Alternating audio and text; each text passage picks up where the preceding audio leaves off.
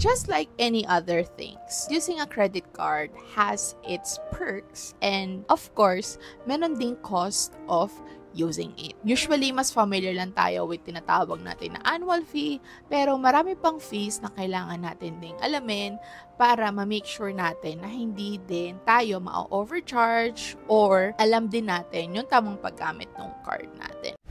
Hey guys! Welcome back to my YouTube channel. I am Gwen Salmorin, the Millennial Breadwinner, and I empower breadwinners to become generational wealth builders. So if this is your first time watching my video, don't forget to like and subscribe para ma-notify ka din on the next one. And for today's video, we are going to talk all about the different terms that you should know about your credit card fees. So, meron kasi nagtanong dun sa video ko where I shared the credit cards that I use is ano-ano daw ba yung mga fees na annual fee, ano-ano daw ba yun, bakit ako na-charge, ganyan. So, I will share to you ano-ano nga ba yung mga different fees that you should understand when you will have a credit card. So, starting off, ano ba yung tinatawag natin na annual fee?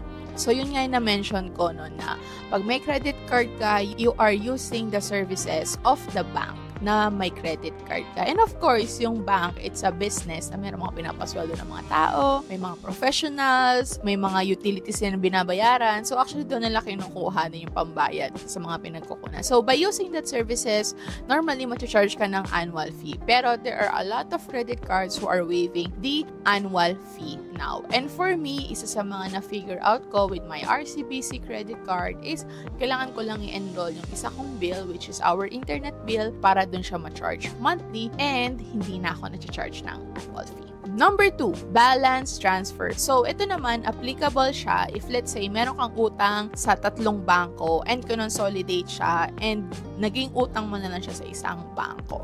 So, yung balance transfer fee is like that.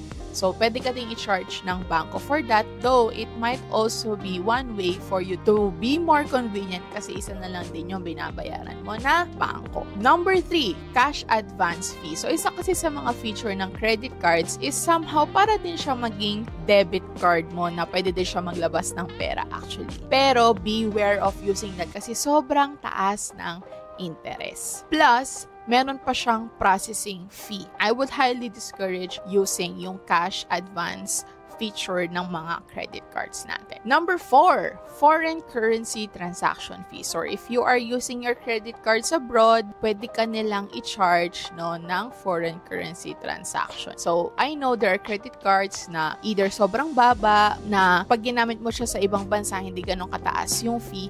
So, better no, na mas gamitin mo yung mga card mo na yun. And i-check mo siya every time na you're gonna go abroad, ano ba yung mas maliit na foreign currency transaction fee.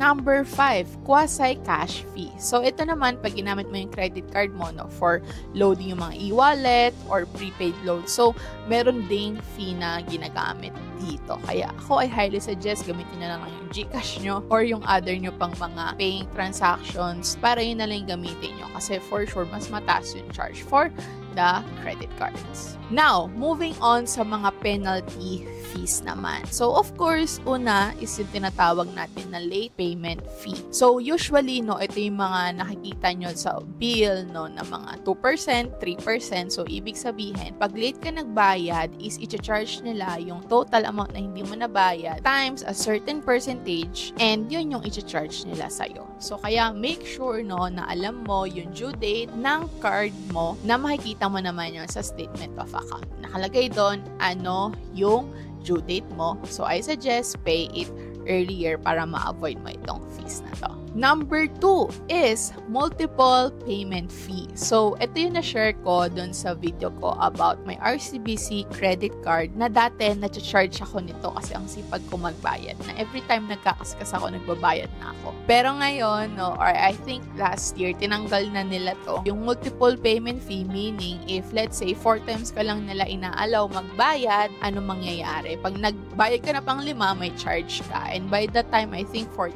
pesos din yung charge nun per excess payment. Diba? Grabe.